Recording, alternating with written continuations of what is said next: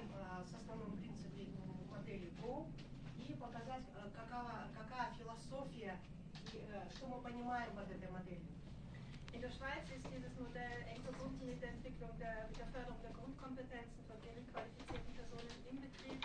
Aber das Modell steht für sich als eine Methode zur Entwicklung der Kompetenz im Betrieb. Also es kann auch angewendet werden, umgesetzt werden für Mitarbeitende aller Levels.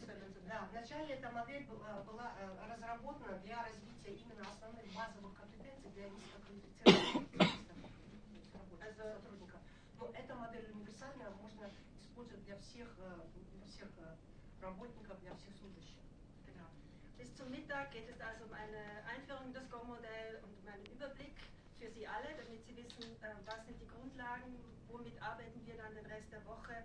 Und dann nach dem Mittag gehen wir mit dem Kernteam, steigen wir ein in die Details des Modells. Und da freue ich mich schon darauf, mit Ihnen allen intensiv dann am Go-Modell zu arbeiten. Это будет, значит, сначала вводная такая часть этой модели, Go-модели, потом именно я вам дам обзор, то есть мы с основными принципами, функциями познакомимся, и после обеда уже начнется непосредственный наш тренинг с непосредственными участниками этого семинара.